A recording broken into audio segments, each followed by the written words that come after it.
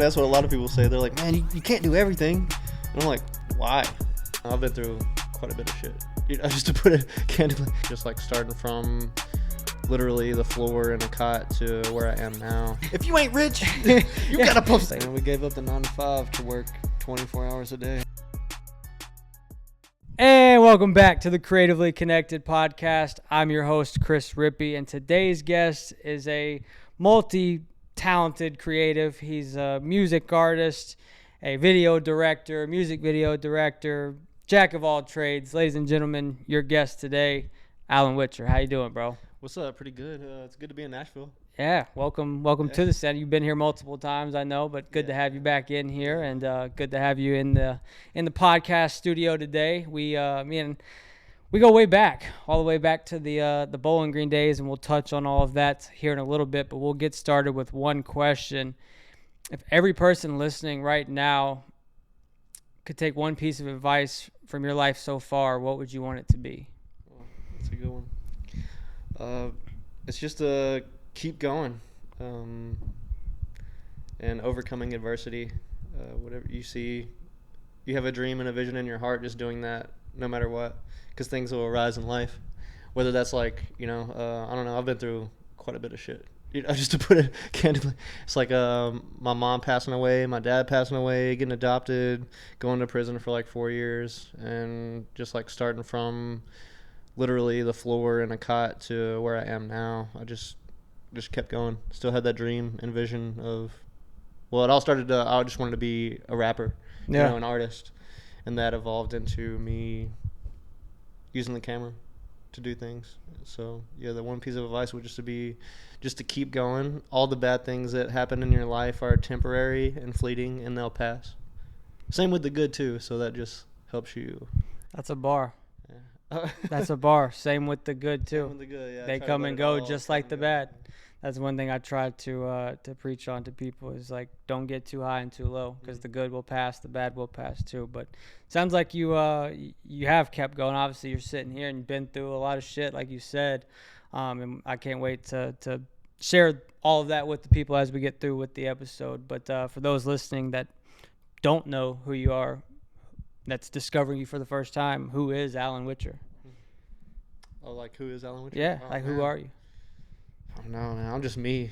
I used to be like Leo the rapper, Leo the shooter, and I feel like I had to go with like a moniker when I was like making art and like away from myself. But now it's just, I don't know. I was like, I'm me. Yeah. I'm Alan Witcher, and I'm an artist. Love to write and make films. Want to make movies one day, eventually evolving into that. I'd say you're already doing it. Well, yeah, I've helped with lighting and stuff like that. It'd be nice to like make my own. You want to be on the movie set make itself. my own movie and stuff. Don't let him fool you. He makes very high quality, high production videos. He's just not calling them movies. They're not at the box office yet. But Christopher Nolan. But you're making fire content for sure. Yeah.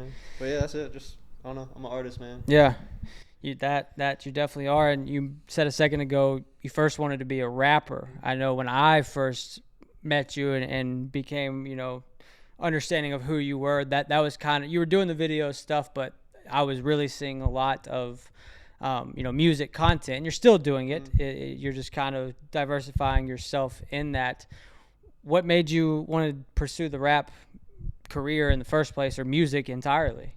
I just always wrote, man. I was like writing poetry when I was like 11 and 12, and even helping my friends in like English class. I was like doing a lot of their like English homework if it involved like writing poetry and stuff. Yeah. So like that just naturally evolved into hip hop and rap. Listening to like Lil Wayne, Kid Cudi, Eminem, growing up on that stuff. Especially some old school Eminem, the one with like the Vicodin pill on it. I don't know why I was listening to that at 10 years old and trading like Linkin Park CDs for that on the bus, but I was. And it's like, hey, fair. I listened back to some of that and I was like, oh, this is where it came from. Yeah. I was like, no.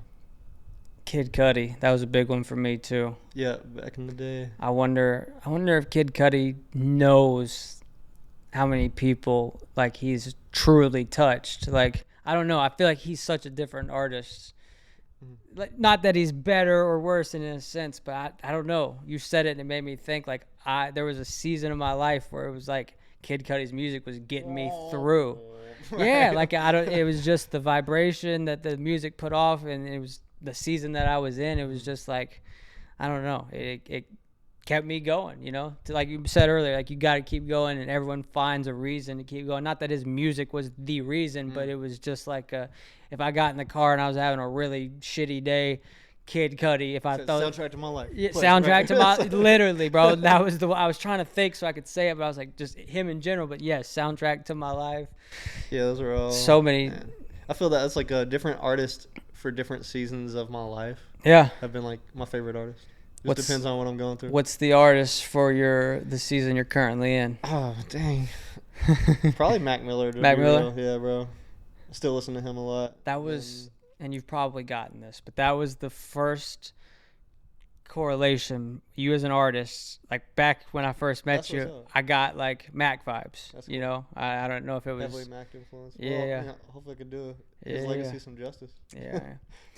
What do you remember? Like, obviously, was the music the first like creative pursuit, or was it the Yeah, because camera? I was like, dude,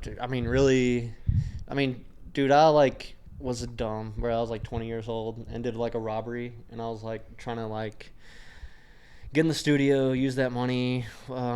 Heavily influenced, wanted to be a rapper, just doing the wrong things, and then that's what sent me to prison. And then when I got to prison in there, I was like, no, I'm really gonna do this. You know, I just honed in on those 4 years of just studying music theory, playing the piano, studying a lot of religions on that stuff. But that's when I was like, yo, I'm gonna do this. And there was a band room in there, so I was In like, the prison? Yeah, so I was like in there. They had the MPCs, everything, bro. Guitars. We had just a whole wall of like speakers and stuff. That's crazy. Yeah. And it's like I worked in the gym there, so I was always, that was like a part of the gym. That was like something I had access to. Mm-hmm. And yeah, I just stayed in there all the time, just rapping, freestyling. So that's kind of where you found the. That's when I was like, yeah, really gonna lock in and Yeah. pursue this. Because I mean, you know, bro, we're from a small town, so if like, for the most part, if you tell anyone like you have any dream that is different or so far-fetched Yeah. and unlikely to happen, people are gonna like scoff at you and Sure. laugh at you. Enough And to it- make yeah, you believe that. Yeah, it's like, oh, so I didn't tell anyone that I wanted to be a rapper, like all through high school and all that stuff and Smart. everything, because I was like, I don't want anybody to crush my dreams. Sure.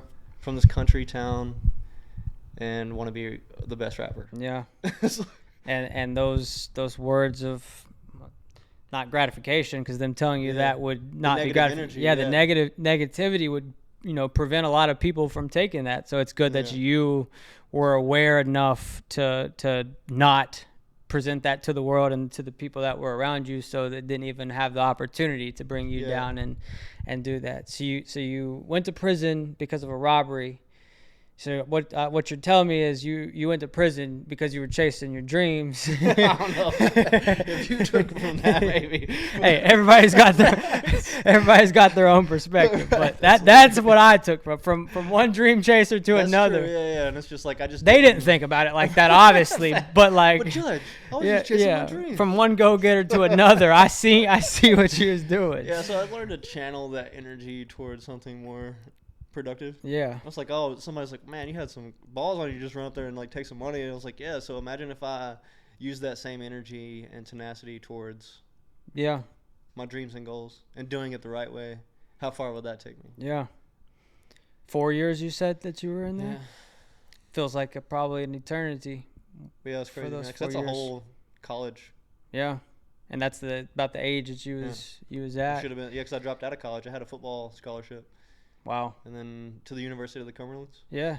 Played there for a year and was like, yo, I'm not going to the NFL, and dropped out. Transferred back to Western Kentucky University. Yep. Slowly started going down in a hole. And I was like, man, now I need money. So the easiest way to do that was to like grab some Yeah. money. A little snatch and grab. What advice would you give to someone that's maybe they're not contemplating robbery or anything, but what advice would you give to someone who is looking for that shortcut, kind of like you were in that moment? What advice would you give to them? Yeah. Whether it's in success, whether it's money, like You- Yeah, I don't think there's any shortcuts. yeah, There's no shortcuts to that 10,000 hours of mastery. Yeah. In whatever craft that you want to do. yeah. So you just have to do it. put in the work to do that the right way and study and figure out how things work and how the industry works, whatever industry that you may be in. Because I know we're in the entertainment industry and media, so just been studying that the past 10 years, and it's ever evolving and changing with the AI. That it is. What's your thoughts on AI? Oh man, that's a deep one. It was supposed to be later in the pod, but it's like, man, I don't know. It's definitely like everything, man. It's a tool. Yeah. That can be misused or used properly, and that's up to us to do that, because man, it's so hard to do.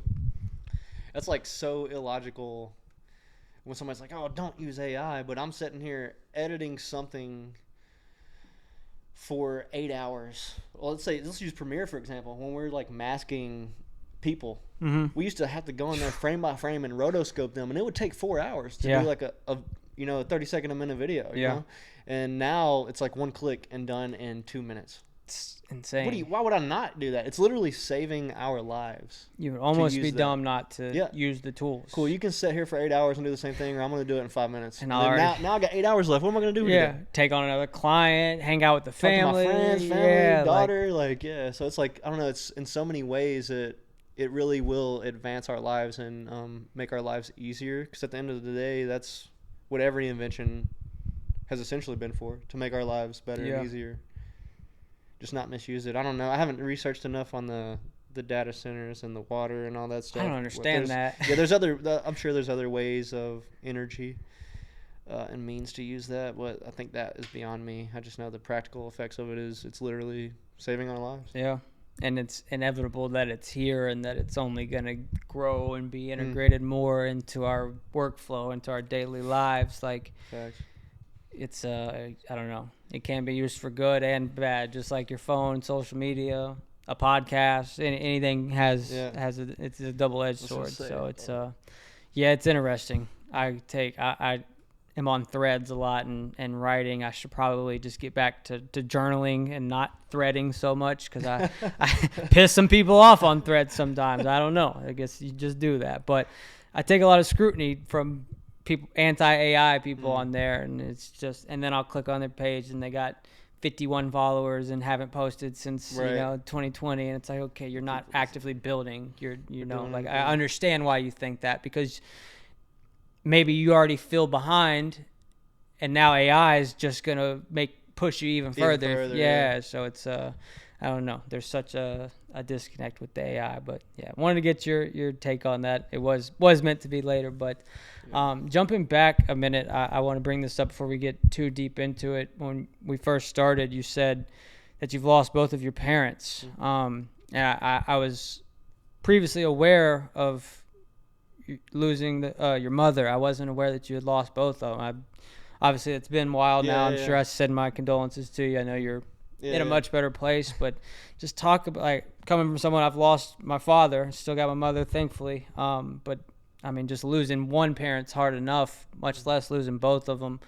Talk about just how that's kind of shaped you as a person and how it's played into you being a creative in all of these different avenues, and how you, I mean, maybe I'm speaking for you, but it seems like you use it for fuel. So how do you transmute that energy? Yeah, definitely. Definitely use it as fuel. But yeah, that was like my mom. Like, I thought she just ran off when I was like 2 or 3 years old, and then no one ever knew where she went. She like dropped my brother and sister off at my grandparents' house in Indianapolis, and later in life I found out that they were my half brother and sister. So that's why my father had kept me, because when my mom was leaving, and he was like, "Well, you're not taking my son," and so she left me with him. And then she left, and we never heard from her again. My aunt kept like trying to run her social security number every now and then, because it pops up, if you're applying for jobs or you use it for anything, and nothing ever popped up. And then it was maybe a few years ago now that my aunt, like, she was like, "Yo, this FBI dude wants to like take your DNA, like a sample." So like, I went to the police station, they got a sample of my DNA, shipped it off to Texas, and then that took a little bit for them to like do whatever they do on that stuff. And then they matched my DNA to like a Jane Doe body, and they was like, "Hey, this is your mom." and it was like she was found. That's when they gave me the information on what they had on it, and it was like she was found in a shallow grave in Pulaski County, Kentucky, I think, and her throat was slit, and it was like, whoa. And it was like, so all these years, for 30 years, I was like so pissed off at my mom. I was like, you just abandoned me. Yeah. It was like, in a sense, she did, but maybe there would have been like some reconciliation in the future. But now it's like, there isn't for that. And it's like, not only, it's like, well, I got to answer for that, but now I have this unanswered thing, which I still don't even know how to cope with that. You know, it's like, how does anyone deal with that? It's like someone murdered her and got away with it. Wow. And that was back in the day. There's no cameras, or it's hard to track people. Sure. And all that stuff. So it's like, I don't even know where to start to unsolve that. Yeah. Or solve that. I mean, how do you? So you went. That was just a couple of years ago. You discovered that. Yeah, and then February of last year is when I got like the papers describing all that stuff. At the same time that I was going through What does one that stuff. What does one feel when they get news like that? Yeah. Like, And at the time, it was like I'm going through a divorce, so it's like that was Yeah. like all the same month. yeah. I was just like, Sometimes step back. life will unload everything on you at once, and that I can't. I mean, and that's the most extreme that it can possibly get, you know. But that's I'm sorry that you had to do that, but it seems like you're, you know, in a good place, better place now. You know, can't speak for you and say you're in a good place, but you seem to be. I mean, everything's going great. Yeah. That's It's like the best my life has been going. Truly. Yeah. Well, I'm glad that you were able to.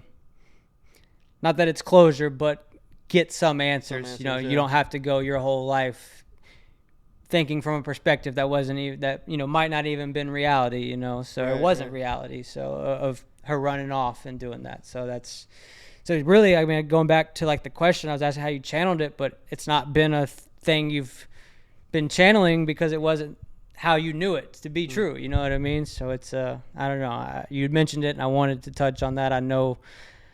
After losing my father, it was so hard to be creative, and all I wanted to do was sulk and drink and for a while, you know, a good 6, 7, 8 months, and then finally something clicked, and I was able to take that energy and turn it into just working all the time. So I wanted to send my condolences, and two, see if your situation was any similar to mine as far as like, and some people that are listening, you know, maybe they're in a really tough season right now, and they're trying to channel that pain that they're feeling into creativity. You know, I think it can be a really good outlet. You know, obviously feel what you're going through. Don't just like numb yourself to it, but like don't bury it. There's sure. There's worse ways to channel it. You know, other than just diving into your work. You know, definitely feel what you're going through. Go to therapy if you need to, whatever you need to get through the thing. But I did creativity,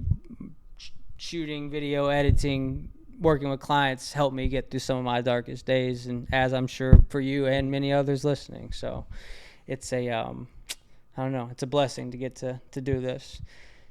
What point did you pick up the video camera and start being a badass video director like you are?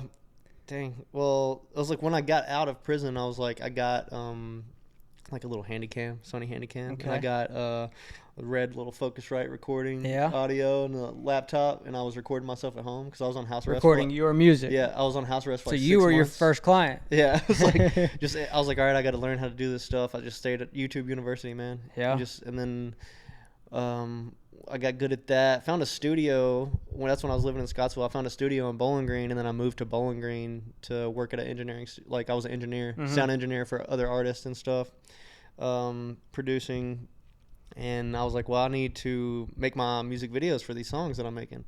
So I started making music videos for myself. And then everyone that was coming to the studio, they was like, yo, I want one of those. I need those. And so then I started doing music videos for my friends. Then it got good enough to where a company seen what I was doing, and they was like, hey, we want to hire you to edit some stuff and shoot some things. And so then I did commercial work for a little bit. And then I was like, well, after like a year or so of that, I was like, well, I don't want to do this. This is like sucking my soul like out of me. And it's like doing random commercials that you don't care about or believe in. Yeah. And I was like, man, I'm just going to not do this and just do music videos and then I took that leap of just quitting and doing music videos, and it like caught me. You know, I was actually, but it was like for 2 years, it was like month to month.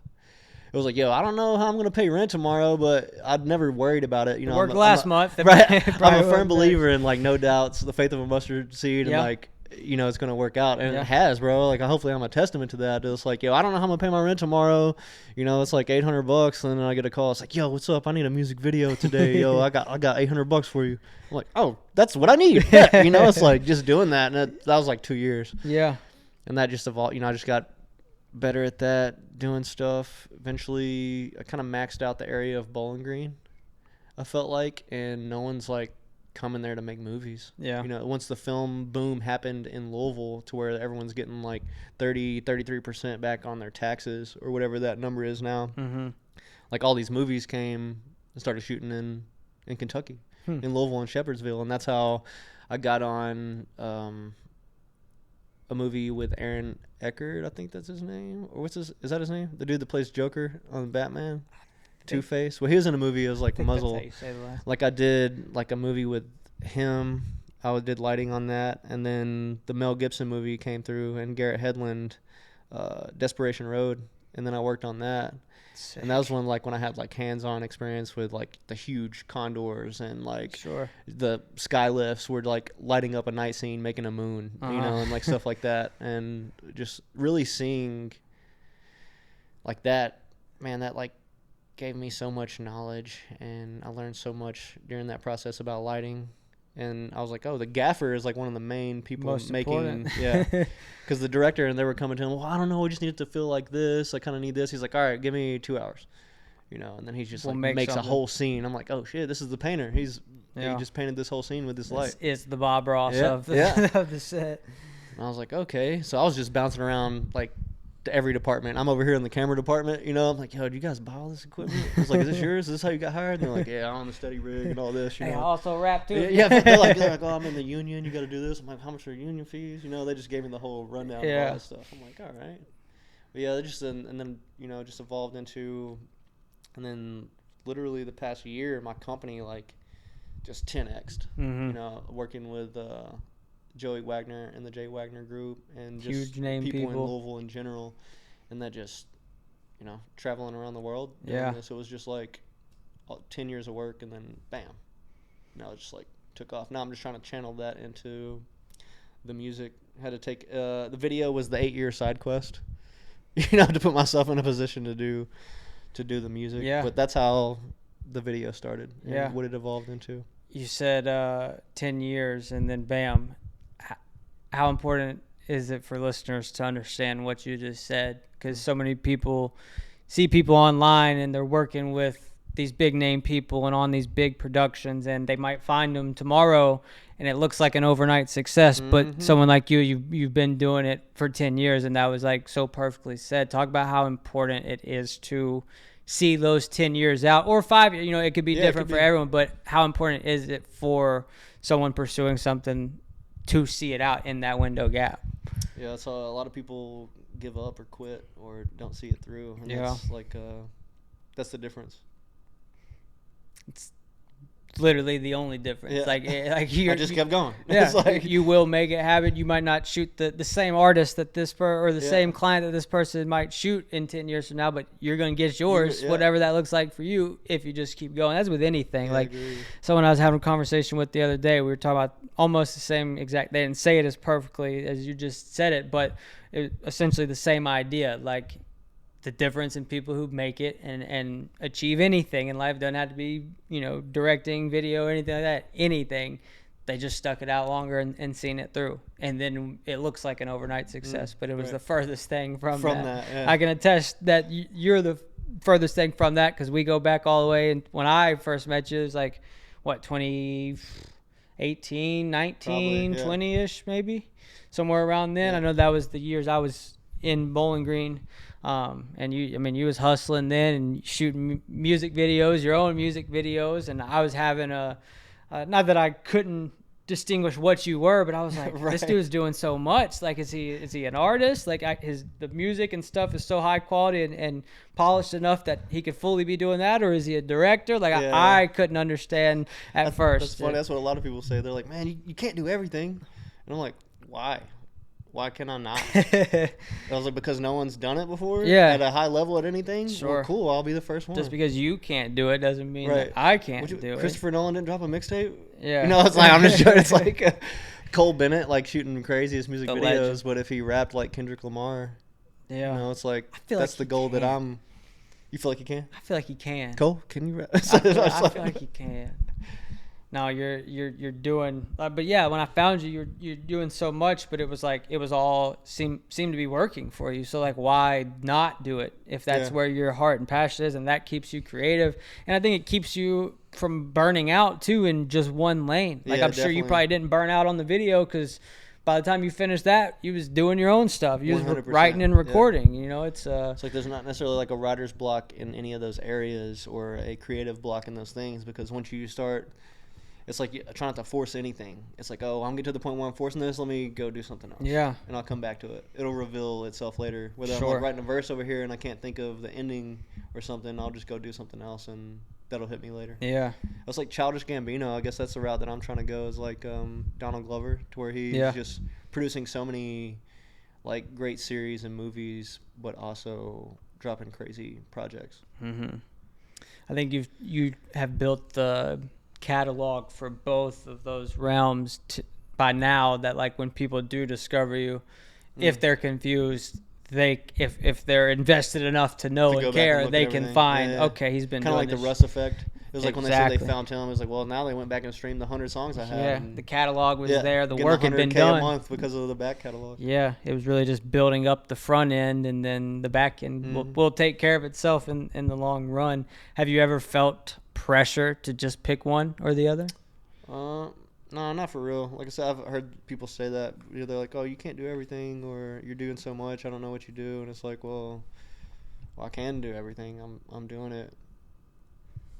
You know, it'll get better. It might take longer. Yeah, if but it ain't broke, don't fix it. Yeah. You know, like it's working for you. So I don't know. I just like to do cool shit, man. Yeah, If you're like, yo, I'm about to go make this crazy video with this person, I'm like, bet, I'm there. yeah. He's not So- lying. I quite literally texted him like not even 72 hours ago. Like, hey, let's shoot a podcast. And dude lives hours. 3 hours couple- away. yeah, 3 hours from here. We're like, here. yeah, that sounds I was like, you cool. gonna be in town for anything? No, I just drove up for the pod. I went, Right. like, he wants to do cool shit, be a part of things. Like, Oh man, that's just so spontaneous. it's so important too. Like I know we were like joking, laughing about it, but it's so important to be like that and just say yes to opportunities, because you never know. Like, I don't know, some of my biggest opportunities for tour wise, like shooting with artists, have come from just saying yes on a whim, spur of the moment. pushing everything that I had planned to the side and just locking in on that. And you know, that's been some of the biggest opportunities that have come to me, have been Agreed. from just saying yes when it really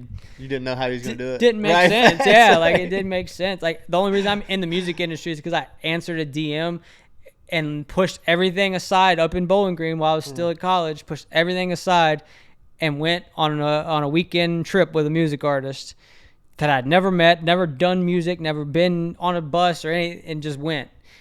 And it really upset the people that I had to push the thing aside. But it's, for the last 6 years, I've been in the music industry predominantly working. Yeah. And it's just like, if I would have never said yes to that, who knows? You know, I might still be in Bowling Green, you Yeah, know? I remember And- that moment too, you know? Yeah, and it's just like so many other ones too, but it's just, I don't know, say yes to more things and see where they take you.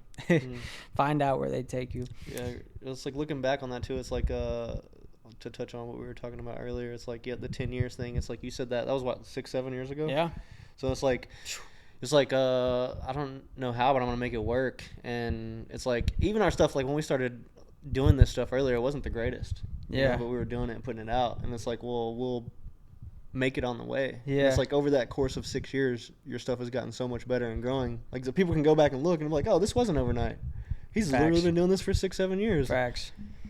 It's never an overnight Yeah. success. There might be exceptions. There might be one in a million here and there, but it's most of the time no one's ever truly an overnight success. Yeah, They just especially if you don't got to weigh in or Yeah. know anybody like that. You really got to build your own network and connections. that's a really great point for someone that don't have or that doesn't have any connections right now, that's trying to find an end to Get in the door. to the creative, industry, whether it's filmmaking, whether it's music. What advice would you give to them to break through that and create their own connections, other than just saying yes to more opportunities? Maybe they're not even getting those opportunities. Well, it's just like seeking them out, man. Within the age of the internet and AI, you can tell ChatGPT to find you stuff right now and go do You it. really you can. literally can be like, hey Chat, find me where's the movie being filmed? Can I Yeah. be on a set? I'm sure it'll say something. It's like there's no excuse. Scary but true. Yeah, and then it's like just go do it. Go help on set for free. Just be there. Say I want to learn. Yeah. And it's like it'll grow from there. Now that's so dang true. Like being on set, or just like, hey, chat, find me a networking event in my city. A creator event, a filmmaking. Like, it will find it. If it ain't today, they're gonna find you soon. Like, it is so easy to find things. You can now. do stuff on the internet too. It's like if you have a resume to show for that, but for the most part, you have to be in person. Yeah. Like out of sight, out of mind. People are gonna hire you because they met you face to face, Sure. and know your energy for real. Yeah. And they're like, oh, this person was pretty cool. Let me give them a call. Goes way further being face to face, or just even hearing a voice than sending a message on Instagram saying, hey, you want to work? Like that. Sure, that can work. It's worked for me. Same, but it's few and far between. Few Yeah. and far between, and you can't guarantee that, and you can't guarantee in-person work either, but you're increasing your odds so And you're much in more, their face, especially yeah. if you're good, like if you're enjoyable to be around and a good hang, that will get you in the door and get you invited back the more times than not, than just being talented at what you're doing. True. It's you got to put yourself out there. If I could give one piece of advice to anyone listening that's trying to get opportunities, is just put yourself out there more. Yeah. Start speaking to people more when you are standing in line waiting on your breakfast or lunch, or in the coffee shop. Something that I started doing after I was already well established and had connections was taking my camera with me everywhere I went. That way, that was automatically a conversation starter. I should have been doing that in years 1 to 5, but I started doing this last year after I already got motion. You know what I'm saying? So it's like, do that. Like that. If you're a videographer, director, and you're looking for opportunities and you don't have any right now, take your camera to lunch with you. Yeah, definitely. I've had multiple conversations, and a couple of them lead to actual gigs just because I had my camera. Not that I even had plans with it that day. I just, it's a conversation starter. This is the icebreaker that would have been cold approaching someone and being like, oh, what do you do? Like, now it invites them to approach you and tell you what they do, and then ask, well, hey, do you work for, you think you can make something for me? I It's might need you soon. exactly, dude. It's little things like that, little tips and tricks that go a long way, dude. They go. Not just doing it one time either, like showing up to help those things. It's like the more, like, these people might not give you an opportunity off the bat, but it's like if they keep seeing your face and like, man, I've seen this dude 3 or 4 times. He's like everywhere. You're in there. Yeah. Brand is important. You have worked on a lot of sets and productions, whether they were your own. You've been in studios, crafting, all of this. You've worked with a lot of equipment is what I'm getting at. For videography specifically, does gear really matter? Oh, it does and it doesn't. Elaborate.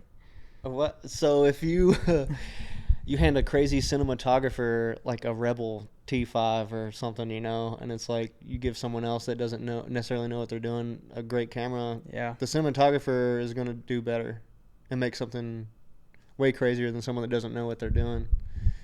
But you couple those, you have the best equipment and you know what you're doing and your knowledge, like you're going to go so far. But you don't need the best stuff right now to make anything, to reach your goals. We all literally have great cameras in our pocket on our phone, which is crazy. That's who we're like combating with today. We have like all our cinema cameras and stuff here set up, but you got people showing up doing content with their phone and posting that. That does numbers. Yeah. People don't care what it's made with. They don't.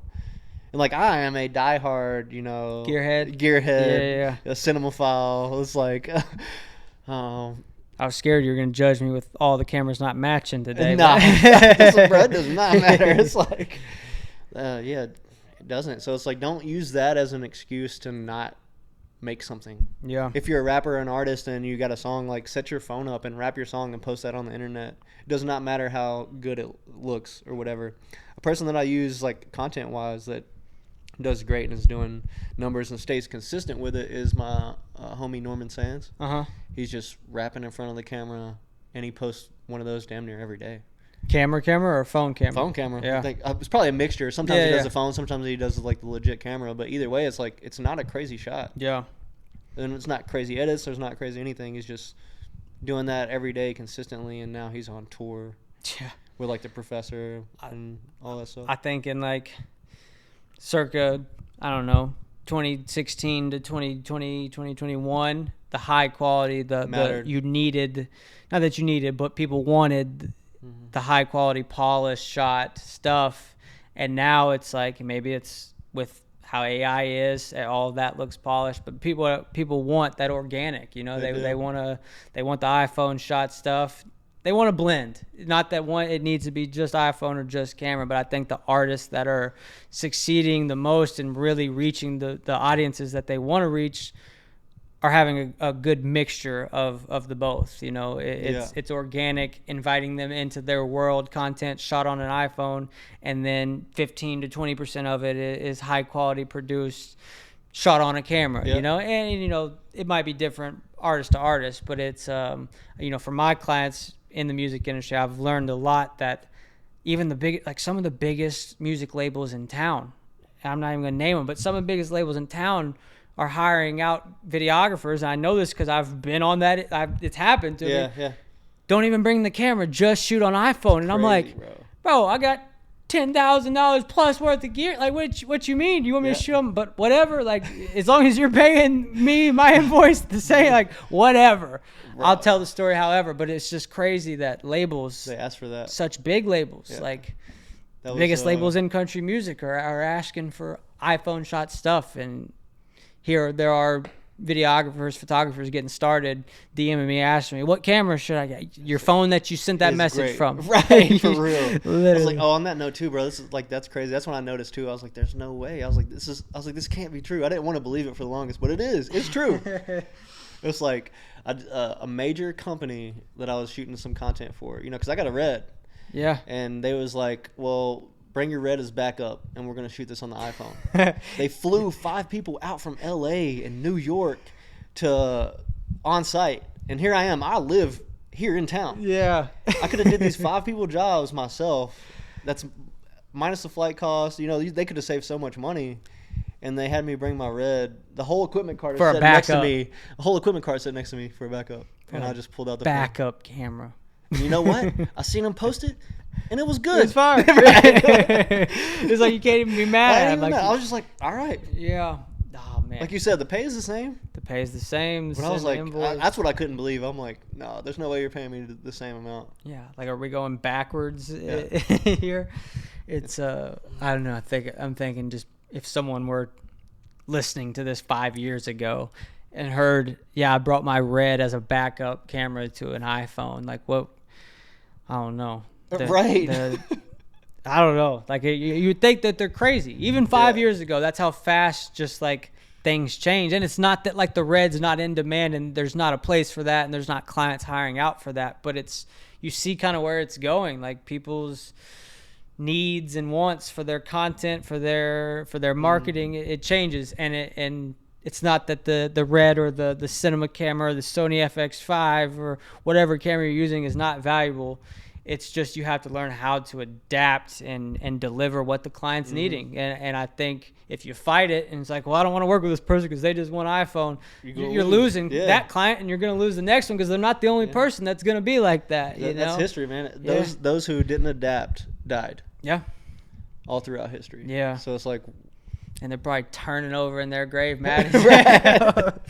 Oh man, R.I.P. to all of them. But no, you get what we're saying. It's you have to be able to adapt in this industry, and that's not even with this change. That's always been a thing. I think the ones who are able to adapt go far, and the ones who don't, maybe don't have it. Because this is a service industry. Yeah, we're providing a service to make our client and person happy. Very much so. At the end of the day, it's what they want. Yeah. You I feel like we started this. You pick up a camera or chase this route to be your own boss, essentially, and then you just end up working for a bunch of other people because you are at service to them. You are your own boss, but you are providing a service, and you want to do a good job, and you want to do it in a good working, relationship. There's something that popped in my head on that topic, but it slipped my mind. So you have a red. You're shooting.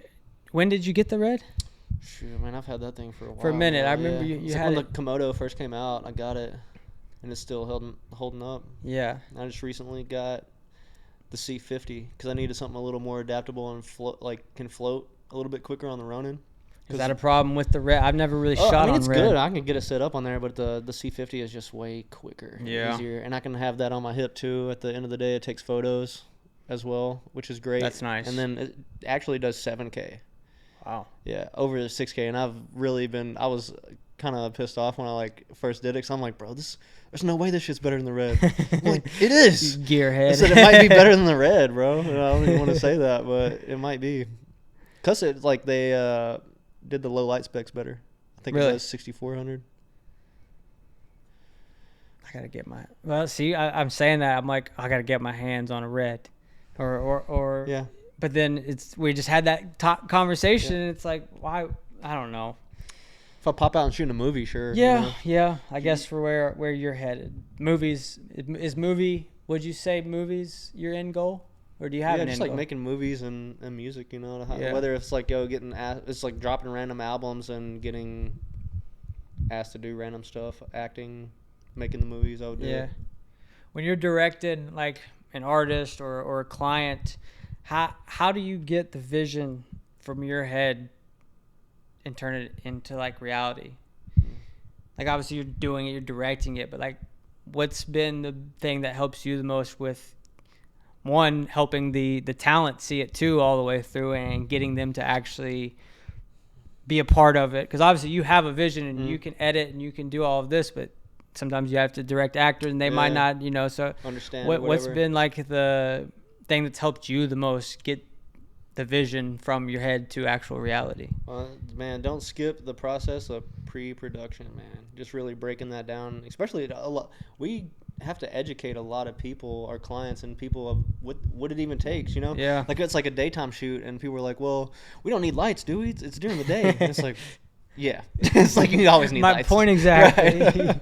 It's just really educating them and showing them the pre-production goes a long way, and just breaking down those shots. And I find it easier to work with artists, and I feel like a lot of artists trust me more because I do make my own music and put stuff out, and everyone's like, well, that looks great, I want that, so they are inclined to listen to me more. If I'm giving them direction or something, they'll listen, because I don't want myself to look stupid when I'm doing something, so I wouldn't want anyone else to look that way. Do you get anxiety before shoots I do? No, not for real. You sound It's like that. It depends. No, I mean, just what's the thing? What Kobe said is if you're, if you're nervous or something before, it means you didn't prepare enough. Yeah. I was like, I don't know, I come in prepared, bro. We do this every day. Yeah.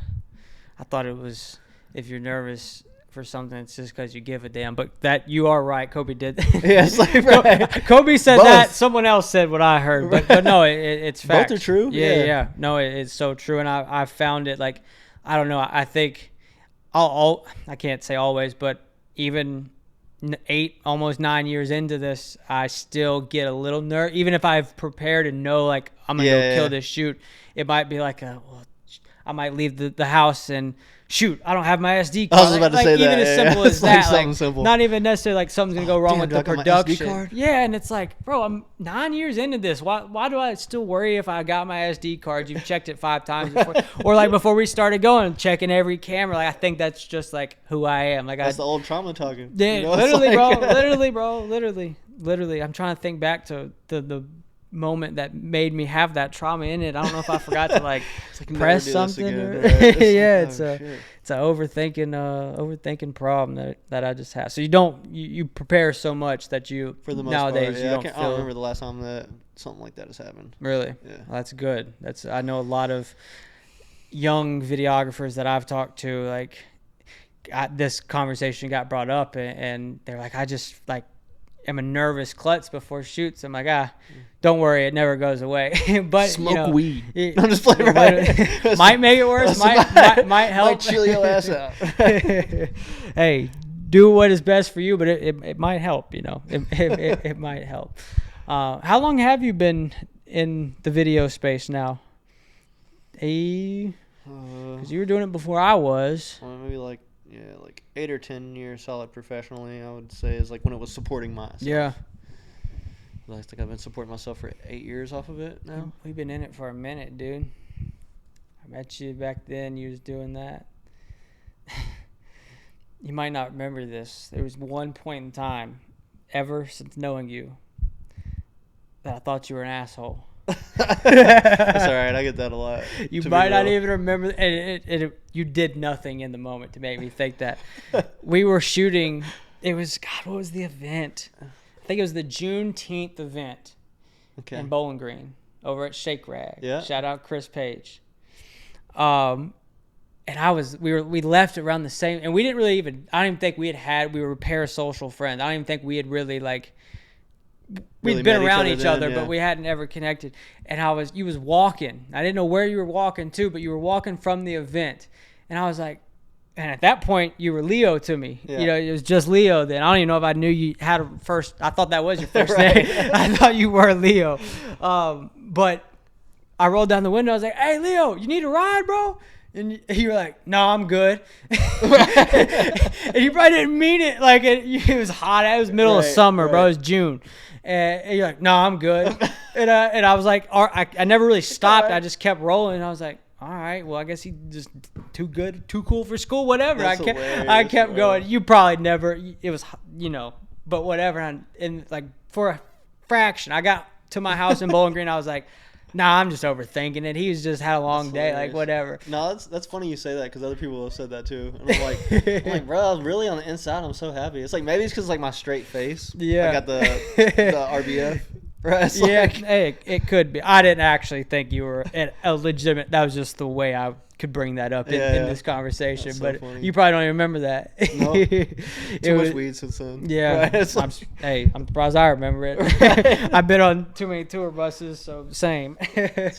No, I didn't think you were an asshole, but it was a funny moment. It honestly, it popped in my mind probably an hour before you got here to start recording. I'm like, Damn, that was the first time, right? It's like I gotta tie that in somehow and bring that up and see if he even has any recollection of me offering him a ride. Because I don't think we had really spoke much of then. We'd probably two Bowling Green creatives found each other on Instagram, and that's kind of how we knew each other anyway. I'm pretty sure. I don't think there was ever really anyone that introduced us per se. It was just we found each other on small social cities and communities of the creatives. Like you know who everyone is. Everyone that's trying to do something. Yeah, everyone is trying to do something, and it's like, I don't know, being in a small town, it's like not everyone thinks this way, but it can get competitive when Crabs it's in in a a small bucket town. mentality, in a Yeah, sense. and when it shouldn't be that way. Yeah. I've grown so much in being in bigger cities and just traveling into cities. It's like the collaboration is happening at the top. The competitiveness, really that stuff is for It's lower like a levels. threshold. Yeah, there's really like a threshold of breaking through that. Yeah. The crabs in the bucket thing is like, oh no, you ain't gonna never make it. You ain't gonna make it. And then you break through. And it's like, oh, I know that guy. Yeah. I felt that being in a small town, like not with you, but just like other creatives that I would try to like reach out to and become friends with, and whether it was them that was blocking it or maybe I was blocking, maybe I was thinking that way too. Like I can't collab with a person because then that'll take away from my gig. And here I am now, so far removed from that. I gave away like a multiple $100, almost $1,000 gig away yesterday to a creator. So it's good to see the growth and being in a bigger city, but I feel like a lot of talented creatives rob themselves that are in smaller cities of that because they don't collaborate more when that's really what's happening at the top. And it is a threshold, and there's no real, like, I don't know when you break through that. I don't know if moving is what does it or just time in the game does it. Yeah, I don't know. Maybe a little bit of both. I feel like that's a little bit of everywhere. Yeah. Yeah. Yeah, it is. I mean, you do see it everywhere, not just in small towns, but I think branching out and getting to a bigger city or just evolving as a creative at growing up to one that's probably the main one, just growing up and Yeah. realizing is how I started this whole journey when I was 20, I think. What about you? 20? Nah, bro. That's when I went to prison. I was like, I got out when I was like 24. That's crazy. So I was like, yeah, about 24 and a half. So semi close, but everyone finds it. I've had people on here that I'm like, when did you first discover your passion in this, like a music artist, for example? They're like, when I was 5. Right. The last videographer that I had on, they've been shooting since they were a kid. They're like, I wasn't any good. Well, of course you were a Right. kid. Like, I would give anything to have had my trial and error years when I was 8, 9, 10, and 11, not 20, 21, 22, and 3. It's like, damn, I don't know. Just wasn't. I was more kind of, probably sounds like you too. I was more into sports growing up. I didn't know I was a creative. Yeah. I think it was always there. It was just maybe I was around people that it wasn't accepted. It wasn't norm. Like, no one was really doing anything outside of the traditional 9 to 5 path where I'm from. It's the same for you. It sounds like. So, yeah, we didn't have like classes or school or anything. They didn't tell us that this was possible. No. Like, other than like the broadcasting class, but Yeah, that was more so news. Closest thing you got to that was the yearbook. Yeah, like, definitely. No, never. And hopefully it's evolved more now, as it's becoming. I mean, I was talking to someone the other day, and, well, not to give away your child's age. We won't do that. We won't publicly. But I was talking to someone the other day that has kids in, like, I think they're like 8 maybe. And they were like, yeah, they're like teaching content creation to these kids. And like, when I was in school, like, if you even had your phone in your pocket, you were going to detention. Yeah, you know what I mean? And now they're your flip phone. Literally. Texting under the desk like this. Literally, bro. Literally. And now they're teaching kids content creation. I'm sure it's not curriculum in every school, or maybe that's an extra. Out there, it's being presented, and it's just like, I don't know. That's crazy. Absolutely crazy. What was I about to ask you? Yeah, I'm 35 now. 35? So that was like 10 years ago, yeah, for real. When whole decade into the game. Like I'm gonna do this. This is what it's evolved into, from literally nothing. Little Sony Handycam. Yeah. On house arrest. It's like, bro, in Scottsville, Kentucky. You have the story for a podcast. Like, you're gonna do this one, and you're gonna be on like 20 more podcasts this year. I'm calling it now. So I try to do that to my daughter too. It's like, cause she's 3, and like she got like 3 or 4 cameras right now. Yeah. She got a little witty wooden camera that I gave her when she was like 1.5 too. She walk around looking through the little hole. Yeah. Jeez. Hey, you're not only training her up in the right way, but you're training an assistant for the next couple of years. Right. So free labor in a couple of years. Hold this light. Oh, I love that. Yeah, I've seen some of your posts or stories with her holding cameras. Yeah, I'm like, bro, that's adorable. It's cool because like I work with a lot of models and stuff too at the studio. She's always like, well, I want to go to the studio. I'm like, so she's like, my turn, after the models, like, they're doing their poses and stuff. And she's like, okay, my turn. Yeah. And she'll go out there I'm like, this is crazy. That's adorable. Yeah. And it's so, like, I don't know. Growing up, I was never around anything remotely close to life like that. A studio, same, bro. Like being around models. Like, if we were shown that stuff early, way ahead of the game. Yeah, exactly. And that's the point I'm getting at, is like, it's important, but unless you are introduced to that early on, you don't know. You don't know any better. And I feel like I wasn't really introduced to studios or like just the industry until like after 18, 19, and it's, man, if I even knew that was out there at a young age, maybe it wouldn't have taken me so long to get to where I was trying to go, and it's still not even there, but on the path of where I was trying to go. So I think that's so cool that you can like introduce that to your child at such a young age. Like, And if she grows up and chooses to not touch Right, at anything all. with this, like, Like- okay, so be it. But Yeah, at yeah. least like they were presented that opportunity. They know that that life's out there. I mean, you grow up in a town like, you know, you and I are from two separate towns, but similar, really small town. You just know what your parents or your real, I aunt, think uncles did. The only Like, options is like, oh, you can. That I was like in my mind, is like, hopefully you can go to college. You know, Yeah. very rarely does like a lot of people do that. But then it's like you can be a teacher or you can work at the factories. Yeah. Literally. Yeah. Literally. Anything else? You got to move. I think it's important to find that if it can't be introduced to you by a parent or, you know, a mentor person, you know, it's important to find it. But though that gap, you can find it anytime. You can find your passion. You can redirect your, you know, your trajectory of your life at any time. But society pushes it on us to find it between age 18 and age 25 to 30, and if you don't figure it out in between that age, you kind of look down upon as a failure in some eyes, you know. And that was when I and you like discovered our passion for this. You know, we didn't know where it was leading to, but we knew it was going somewhere. And it's I don't know, I just going back, I wish I could have found it earlier. And it's so cool, like, to watch parents like you and to be introducing that to kids, because it was just never anything like you said. I was going to either be if I could even get into college and afford it, if my family could help me get there, that was like the goal. And then I had to do that to get to where, and like that's just so far from like actual reality. Yeah. But that's how I was domesticated, and how you're domesticated and brought up becomes your man. thoughts, you know. Shout out to Henry Ford. Yeah. That's like yeah, producing a world of workers. Yeah.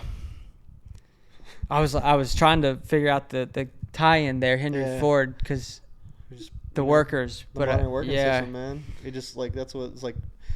Produce, you know, the education system was built to produce workers. yeah, That's what that was set in place for. yeah.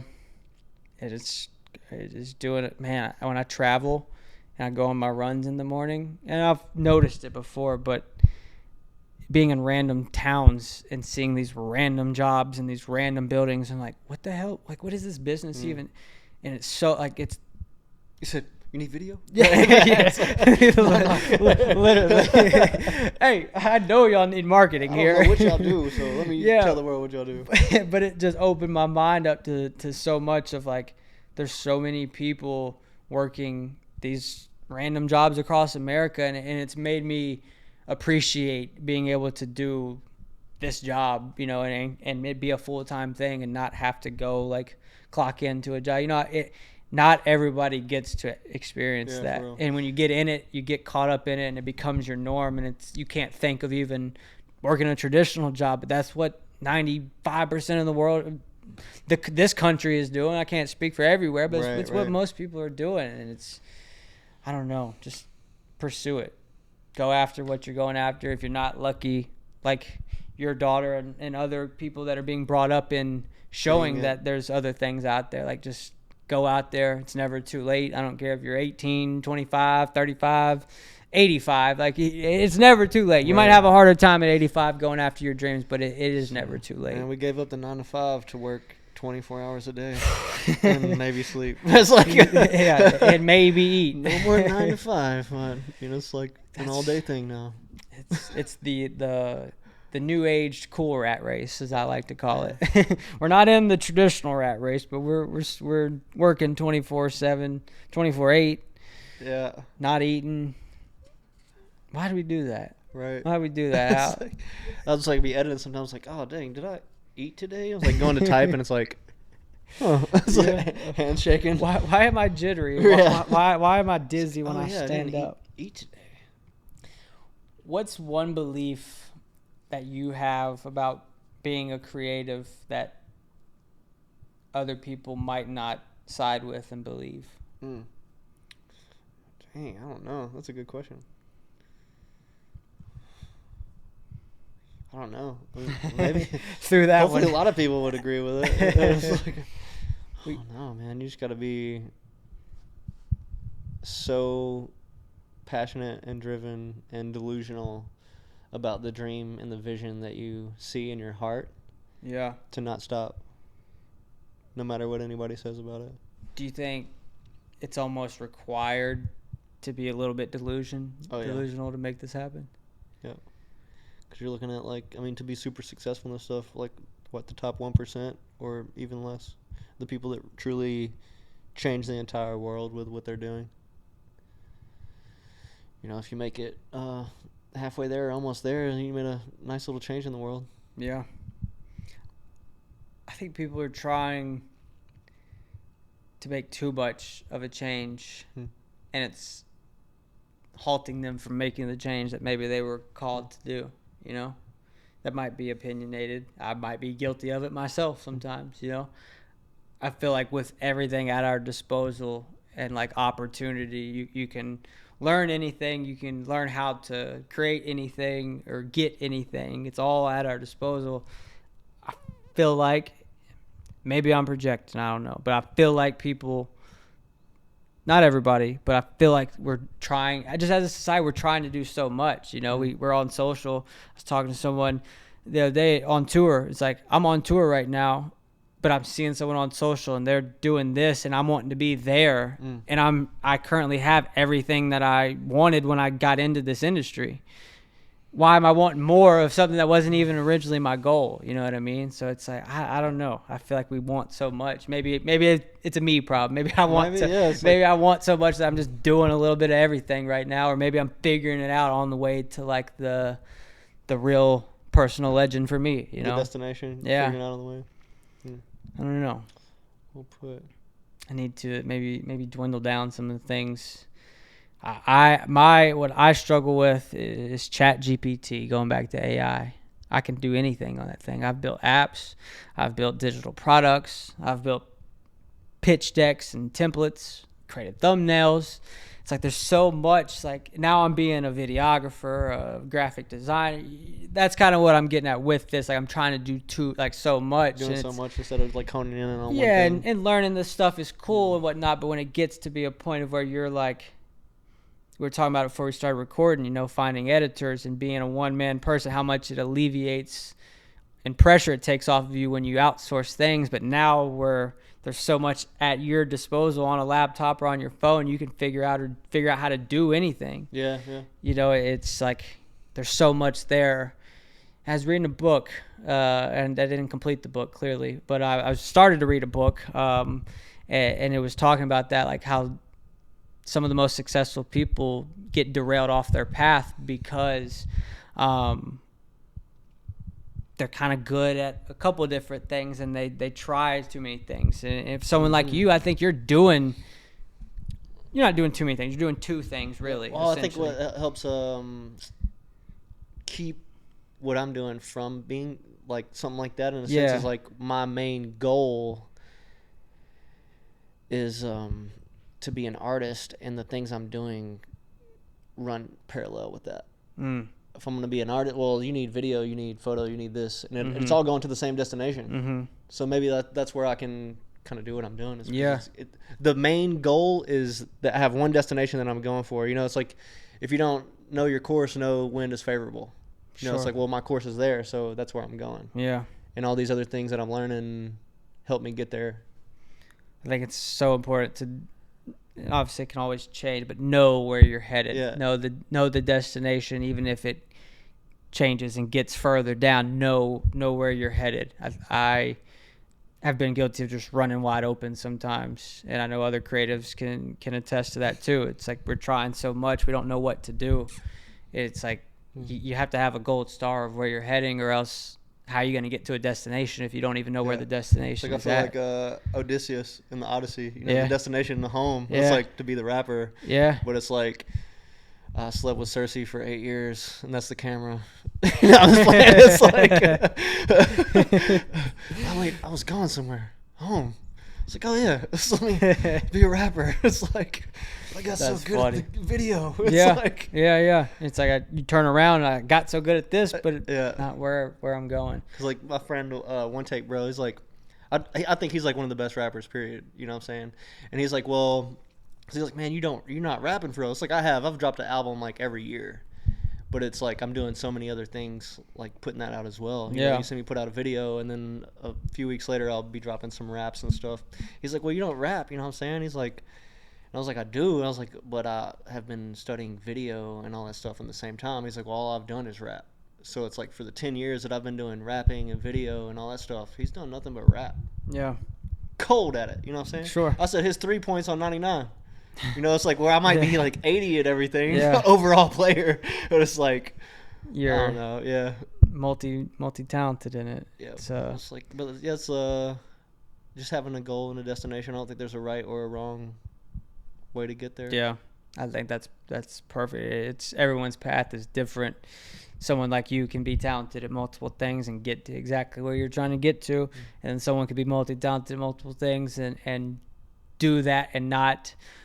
You said running parallel, and that I think if everything you're building is running parallel, then it's perfect. Keep doing it. You know, it's not broke, don't fix it. You know, I think where people, you know, I've seen get derailed sometimes is like it's not running parallel. One's going vertical, and then one's 90 degrees this way, and one's going backwards, and it's like, I don't know. It's a tough spot to be in too. If you are sitting there and you're running just wide open, trying a bunch of different stuff, like, because they always say try a bunch of shit until you figure out what works for you and where you're headed. But it's with that comes getting discouraged if you don't know where the end goal is. So I think having a destination is like should be your trying to main get to goal. California. It's like, well, bro, why are you going to New York? Like, it's like, but the video might be, you know, it's Arizona. It's on the way. Yeah. You know, it's like, I tell you, I did a bus trip 2 weeks ago to Arizona from Nashville, and I woke up, didn't know where. I thought I mean, didn't look like New York, didn't look like Arizona. Yeah. It was on. Was you in the desert? I was in Route 66, just freaking middle of desert, tumbleweeds going. And I'm like, dude. It's so dope, though. Oh my Yeah. God, It's bro. like Literally a dream come true. Like, if I could just wake up here every morning on the side of the road in this desert, like, life will be great. Like, I'm not asking for much, you guys. No, yeah, it was cool. And that wasn't my first time out that way, but it was like waking up.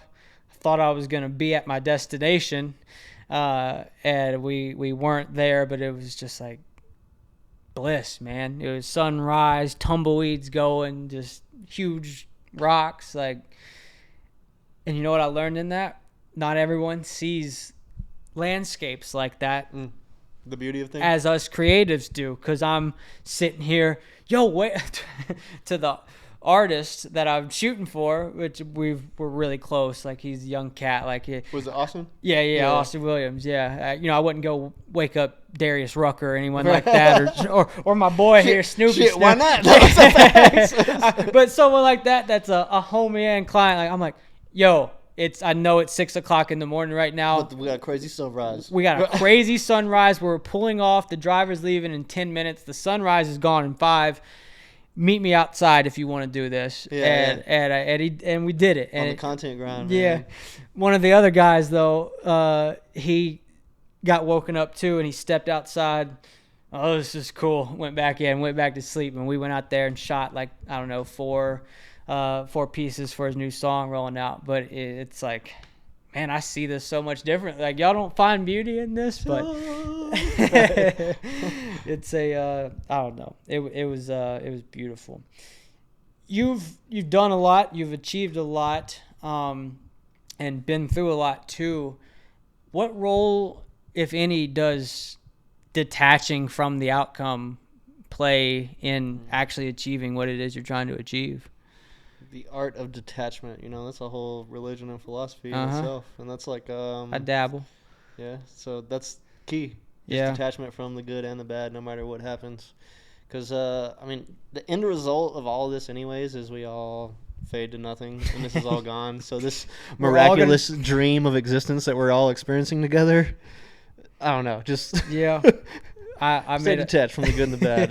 Good and bad is gonna happen. That's given. I made a thread post the other day. It was literally simple. It said, "We're all stardust. Just post the content anyway." Yeah, you know, like we came here as a piece of dust as matter. We'll leave as a piece of dust as matter, and then what we built in that time will be the only thing left, and eventually That's gonna be gone too. that'll gonna be gone too. I mean, dude, love and look up and admire Steve Jobs so much, and rest in peace, condolence to him, his family, all of them involved.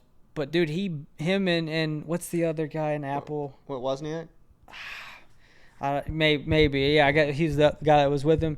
But dude, like, He was the one building them. yeah, Steve Jobs ain't talked about as much as he used to be these days, and it's only been not even a decade since he passed. And that's someone who built the most useful device that anyone in our time will use. I mean, look, we're recording to it, we're shooting on it. This will be what I'm getting at is, like, no matter what you built in here, it's all going away. It's all going away. Yeah, that's gonna help alleviate. It's not in a Not that it doesn't matter. Yeah, it's like not in a. Yeah, not to a get bad dark. sense. Not even in a dark sense. That's just the truth. You know? It's like not on the dark side of it. It's just like, no, that hopefully it makes you on the light side of it. It's like, oh, like it doesn't really matter that much. So why am I nervous about this, or why do I care about what this person thinks, or why am I not gonna go chase my dreams today? Yeah. It's like that's a good art of meditation, or a point of meditation of, just death in general, and that the end of this life is good to keep that in the forefront of your mind, so that you can do the best that you can every day and every moment of the day. You meditate? Yeah. Every day? That's like, Well, I guess try to. I used to meditate heavily a lot, and then now it's like meditation is washing the dishes or editing. You're getting in the zone. You're getting lost in your creation. That is meditation. Yeah. Just becoming one with what you're doing. When you said washing the dishes, I was about to. I didn't have time to get out. You're becoming such a dad, bro. Start the grill. No, it's I don't know. Everyone looks at meditation differently and have this different perception on it. Some think you have to cross your legs and hum, and some think you got to touch grass and be in silence. And it's there's so many different forms of meditation. But I like how you said that, like, meditation can be whatever you want it to be. And those things, it's like whatever. Those are like rituals that get people in the mind state of reaching those states of clarity and energy, so that they can do what they want in the meditation. It's like you don't got to sit there. If that helps you to sit cross-legged, or you need to walk in there to get in the mental mind frame of that spot, then do that. Yeah. But you don't have to do that to meditate. You know? I like to meditate by having nobody around and a silent day, and I'm kidding, me and my computer and my camera, and no one bother me. 23 and a half hour meditation. Those are good though. Yeah, they're needed sometimes. You need to recharge. But yeah, I mean, even a 10-minute just sitting in silence can be meditation. Doing the dishes can be meditation. Taking a walk can be meditation. Like, you don't have to do this. Yeah, because it's like that ancient philosophy of thinking like that. Yeah, sure, that is meditation too, but there's more to it. Yeah, it's like levels to it. It's like some of the entry level stuff on that, and it's like prayer and meditation are like hand in hand. Yeah, and like the core of that is just all energy. Like you're just speaking positive things that you want, and you're asking for out into the world in prayer. For other people, and it's like meditation is the same. We're just thinking those things. You could say them out loud too. The spoken word, the written word are powerful spells and manifestation tools. Yeah. And it's like just channeling that positive energy, thoughts, and big on that. Huge on positive energy. You ever been on set where there's been negative energy? I'm sure. Yeah. It's not fun. No. So those people weed themselves out for sure. Yeah. It's I don't know. Goes back. I think if you can ingrain and learn that it all goes away anyway, you can be a little bit more positive. Like it's I don't know. Everybody's got different stuff going on. You can't judge someone for too hard for being negative, because you don't know what they're battling and this and that. But I've seen negativity, and not even like just outright blatant. That person's like no one wants to be around them. I'm talking simple, like little remarks or little, like really prevent people from getting called back for opportunities. And it's like, man, you're talented. Why does your mindset of that have to like just ruin everything? Yeah. It can ruin everything for you, not operating from those positive. Has there ever been throughout your whole journey? I know you've been through a lot, and maybe there has been a reason, but you clearly haven't. Has there ever been a reason for you to quit and you just didn't? Give it all up, go get another traditional job, go work a regular route? Oh yeah, I'm sure. Yeah. It's like not being able to pay my rent tomorrow type of those type. That's like back in the day, but it's like I should have maybe got from a regular person's perspective, it's like maybe I should have just got a regular job at the factory or did this, but just the goes back to delusion, faith and delusion, and it's been rewarded, and I've been taken care of the whole time through God, the universe, whatever you want to call it, whatever name you give it. You call an apple an orange, it's still gonna taste like an apple, bro. So it's like you can call God or the energy or whatever you want to call it. It's still that out there. Source of whatever that is that we need a new word for it. Yeah, I like God. God's it's I like God. I feel like there's a lot of negative connotations that come from that too. There is, and I credited the universe a couple weeks ago to something in my life, and someone was like, "No, that was God," and I'm like, "All right, I know, I believe, like I'm a believer, right. Like Jesus saved me." Yeah, I hear you, but I feel like if I have to say that, it might offend someone. You know? Right. So it's like, well, what's the word that we need to come up with that's not going to offend anyone? I'm standing on God. If you're offended by God, I'll look at all three cameras when I say if you're offended by it, you don't have. I better just stop before I really hurt the Creatively Connected podcast. Right. But I stand with God. Like, go. I credit God, but that's the thing. I understand, like, the universe side too, because it's an energy, and God created the universe. So what you're saying, something that God created can't make something happen. You know what I mean? Like, so that's a whole nother. So it's like I don't know. That's like something I was thinking on too. It's like that's what I usually say. It's like, well, it doesn't matter what you call it. It's that. Yeah. Like, it I don't think any word could do it justice, anyways. Yeah. This Jesus talk has got me fired up. I'm over here jumping out my seat, moving things. I think I unplugged my mind. That's hilarious. I'm hyped up for the Lord, baby. Well, he's done a lot, and it sounds like probably pulled you out of places too, and not only pulled you out of them, but been there with you through the really dark days too, So it's God, the universe, whatever was there with you. Whatever everybody wants to call it. Yeah, it was there. So what's next for I almost called you Leo. We haven't even broken that down. Oh man. Explain if you want to. If not, we can. Leo died, bro. Leo died. You See, people were like, "What?" Like, I do remember that's what that. a lot of people were like, "Oh, that's not even your real name." Yeah, I do remember that. Now that you did like a whole little thing. Refresh that. What did you do? With the Party Horses brand? Yeah. You remember that? That was like it was like finding like a horse cult. And then you posted that or something? Yeah, it was like me. They wanted to do like a commercial to where it was like launching their bourbon brand, Party Horses, and so it was like I come up on this mansion and they're just having this party and they're all wearing like horse masks and stuff, and it was like a play on that to be funny. Yeah. And I was like, oh, well, dude. I was like, actually, I've been thinking about just being myself from here anyways. I was like, this is actually a good point to, like, you guys, like, killed Leo. No one ever heard from him again after that. After I found, like, the cult, it was like, Leo's dead. It's like, all right. Well, he's just coming back to briefly speak to y'all, but he's died off.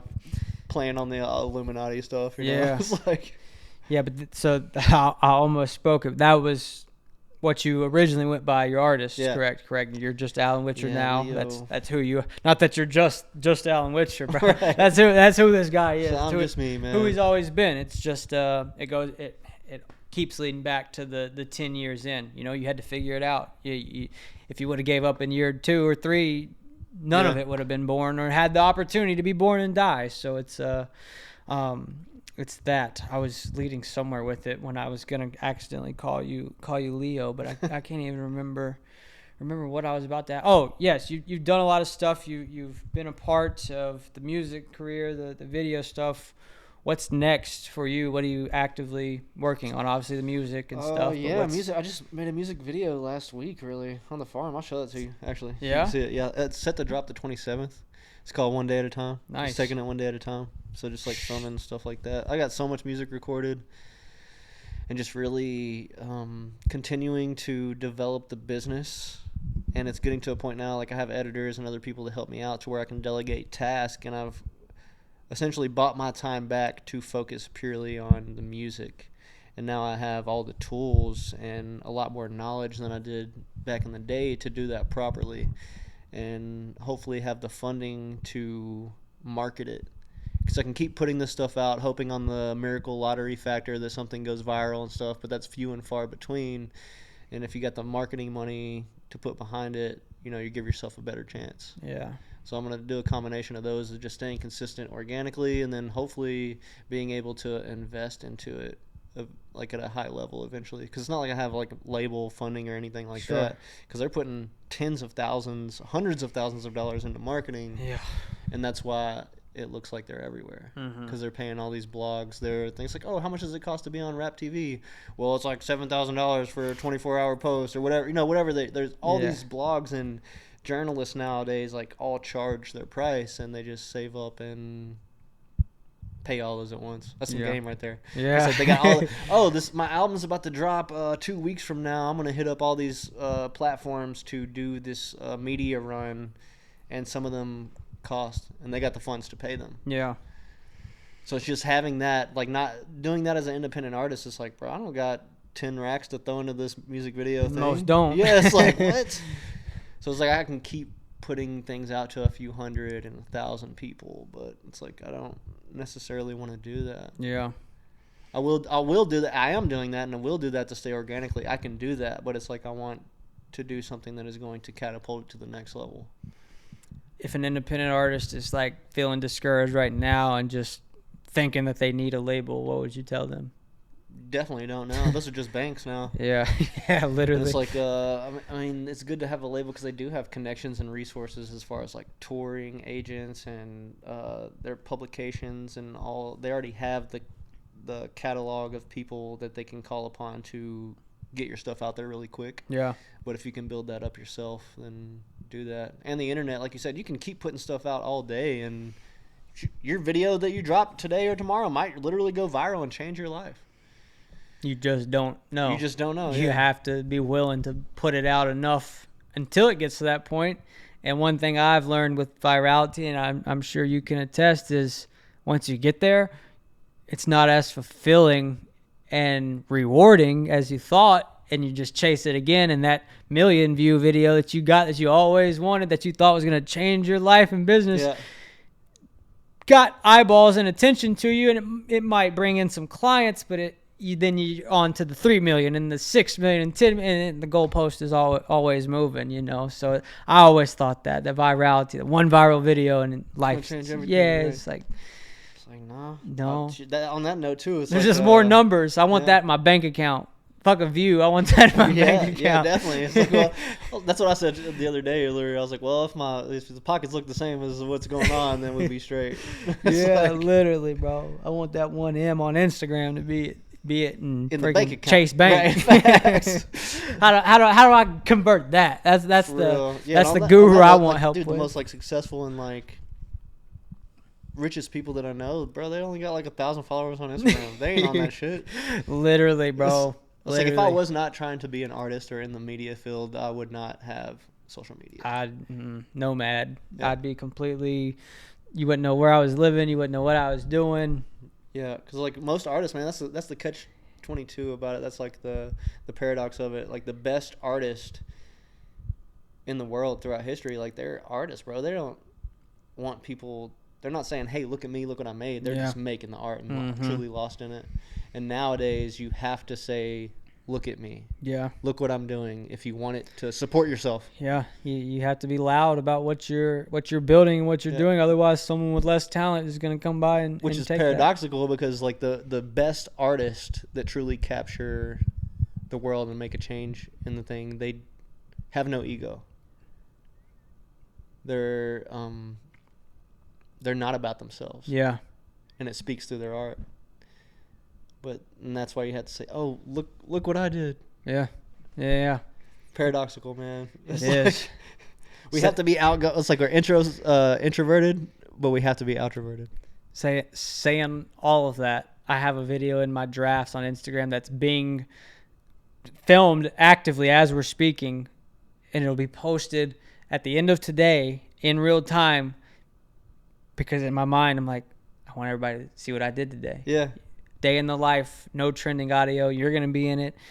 By morning, but why? We're building brand. We want to be like, we think that we have to be seen so much, and not even that we think it. You have to. Yeah, you have to. It's like, otherwise, shit. ain't nobody gonna see this. Yeah, like, I'm so far into it now. I'm just like, I don't even think in that way. But it's like, when you were talking, I'm like, I'm kind of like, I'm doing that right now. It's like, I don't want to. Yeah. We're recording I don't this. wanna get paid I'm from this recording. shit though, I'm right? recording 2 videos in this moment right now, and don't even like realize the pod and the one little moment from that to go in the video. You know, and it's just like, fuck, content, dude. You got to put yourself out there. I seen someone that I think they might have actually went to Western. I don't even know them that well, but they posted yesterday, my age, 27, about to be 28. And just now, for the first time yesterday, they made a video sitting down, talking to the camera on iPhone. Well, I just feel like no one really knows what I've been up to and this and that and the third. And I want to get started, like, bringing y'all along. And, like, that's cool. I'm not knocking them for that, but it's just crazy to think about, like, all of what you could have put out and built and shown in the last decade, that it's just now registering that you need to do that. Yeah. It's like, you still can, and you might reach 500,000 people tomorrow with your video. That's the crazy part of today too, is you don't have to have a following to go viral and reach people. But it's you have to put yourself, you really know, you don't have a choice, no matter what your job or career, what path you're working. You really, unless you're just like freaking already crazy big, Mark like Wahlbergs and Cubans and all and those of the world. But if you're coming up and you're not yet. If you ain't rich, you gotta post it. If you ain't rich yet, as of today in August of 2026, you gotta post shit online, or else you're not gonna get there. Right. And if you choose not to, an AI bot will make someone else rich before you, because they're doing that. You know, for real. Mic drop, I'm out. Right. No, but it's it's like if you can't afford to pay someone to do those things for you, just hire Alan Rippey. Right. Just call me right now. He'll do it for you. No, but I mean, iPhone, shoot it. It don't have to be overcomplicated. Or hire someone like Alan Rippey. But no, you don't have to. We're expensive, bro. Content, and how much? I'll stop right there. Rapid fire. Don't even think about it. How much money do you think you've saved on your own music videos from shooting them and editing them yourself? Oh my God, a lot. 100 racks? Yeah, probably. Easy. Yeah. Gotta be. Yeah. Because the production and like your stuff's being shot on Red cameras, and it's got a real director behind it, but then it's got a real music artist behind it. So it's that popped in my mind. I was like, damn, he probably definitely has saved a lot of money. Took a lot of years though too. Yeah. It's like wasn't learned overnight. No, for sure not. For sure not. Like I said earlier, 8-year side quest, and now it's like, all right. I love the side quest of it, because no one really ever like picks up a camera and just is like sees it through, you know what I mean? Maybe they do. I don't know. I don't know. I know I didn't. Right. I have picked up a camera and I posted this morning, and the first thing I shot was a cow. No way I seen touring with some of the biggest music artists in the world from standing in that field, you know. But sometimes you just, when you first picked up the camera, you just gotta do it. You just gotta do it and roll. And I don't know. I not that I've never seen it being a full-time thing and everything, and YouTube probably what it's turned into, but I knew there was something there from early on, and I think that goes back to the delusion you have to have in order to make this stuff work, you know? Yeah. Oh, yeah, that's when we think, too. It's like during those moments, those earlier moments, like, man, I know where I'm going to be. I see myself 10 years from now. Yeah. I'm going to be doing this. But Yeah. no one else did. So Yeah. they might have been talking shit or, not believing in you or saying that, oh, he's never Sure. going to make it. Well, it's like, that's because you're living in the future, bro. Mhm. You're like, wait, you might be seeing me right now, but I already see myself 10 years from now. Yeah. I'll see you there. Right? Yeah. That can be seen in meditative states, manifesting, and people that word is thrown around so much, and Yeah, it is. people are like, you can't think your way to success, and it's like you got it completely backwards. It's like I'm thinking this because maybe I've already lived that. I don't know. I don't know how that send you connection. the breakdown on that. There's like a formula for that. On manifestation. Well, yeah, I would it's love just it. like it's like because like it's your intent, your focus, your intent times time. Yeah. It's like how long are you gonna focus on that one same thing, and that's how powerful it becomes. Yeah. It's like, well, I did this for 10 years.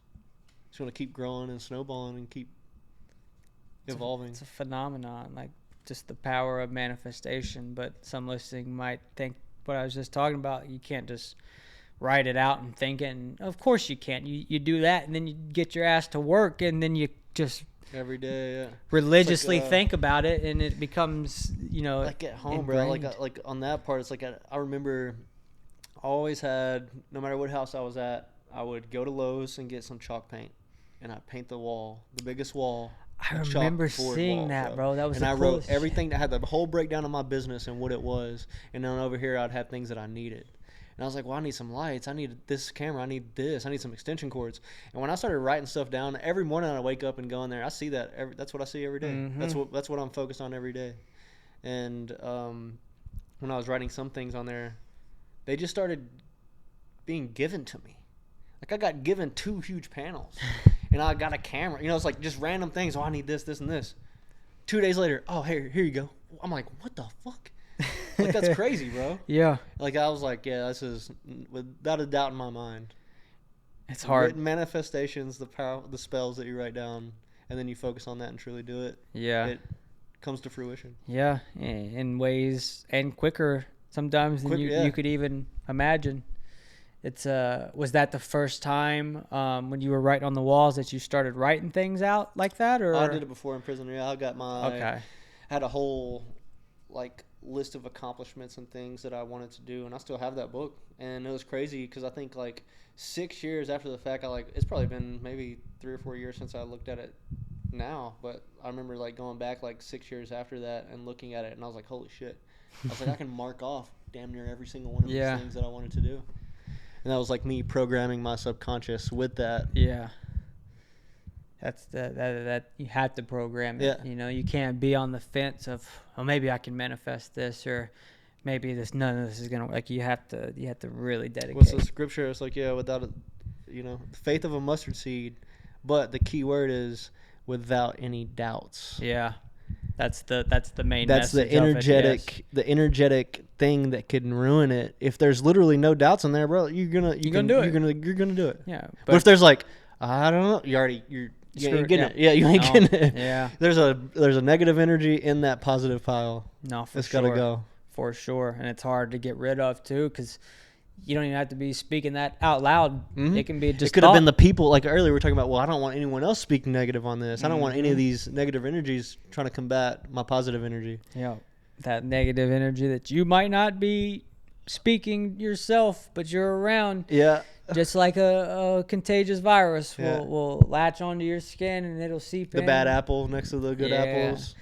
Dude, same thing with freaking raspberries too. Let me tell you, this morning I was making me a fruit bowl and one raspberry had just a little speck of black. I didn't trust any of them because of the one ones bad around apple. it. Yeah, one bad apple. It's crazy, bro. It's so true. That's deep too. No, it's so, philosophical. so Guilty by association. You're the raspberries gotta go. Yeah, bro, I'm too locked in. I've listened to too many self-help and David Goggins podcasts, and now I'm throwing out good raspberries. That's hilarious.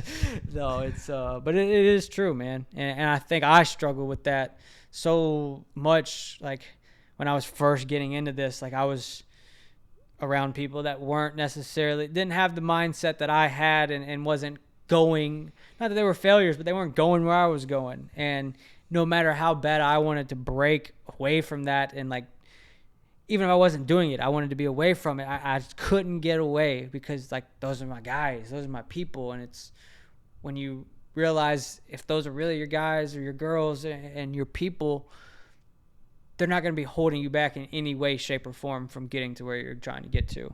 Yeah, 100%. Those people have been formed relationships around habits, not by actual relationship, you know. Yeah. When I Proximity. yeah, man, when I cut out drinking and going out, it was like, dude, I'm like, these people are like, yeah, okay, there might be one or two in there that are like my friends for real, but like these people aren't my friends. They've just become people I associate with because of my bad habits. Well, what happens if I associate with good habited people, you know? And not that my life's great, but I've been living a lot more happy, more clear thinking, and more like goal oriented since doing that, removing yourself. And it's not like you do that once in your life and you're smooth sailing. Like you'll constantly have it's a to be continuous thing. Yeah, you're gonna evolve. More people will flow into your circle and into your orbit, and you know, you just have to learn how to do that throughout life. Otherwise, you spend your life around a bunch of people that have just sucked the life out of you and kept you from your goals, you know? And it's different for everybody. I'm not saying go cut off your mother and best friend today or anything like that. Cut your mom off right now. It ain't nothing to cut that me. I'm kidding, Mama. I love you. I ain't cutting you off, never. Unless you piss me off or something. I'm playing. You don't support my dreams, Mom. Yeah. Dude, that was that's a whole nother topic. My parents always supported, but at first didn't see it. Questionable, yeah. And I think You're that's like, so like reasonable. Like they're your parents. It's not like, you know, it doesn't have to be your parents. It can be your older sibling, like whoever's watching out for you. Like they might care not. for you. Yeah, they Yeah, don't yeah. see it, and it goes back to like they're not even trying to be negative, but it's seeping negativity into me because I got this whole vision.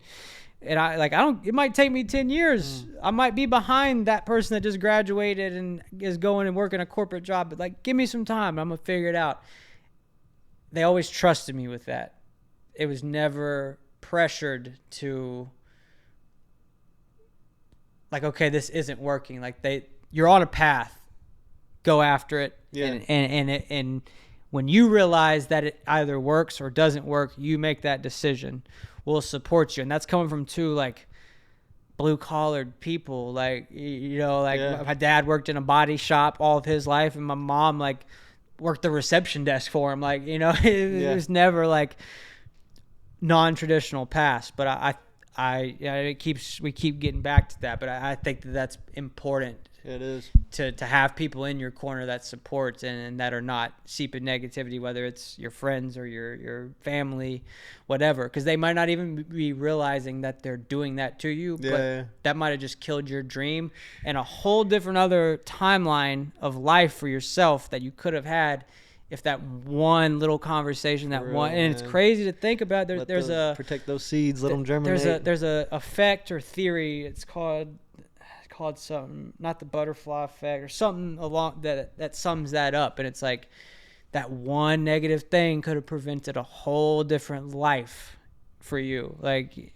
just because of that one thing. So it's I don't know, it's an interesting, surround yourself with good people.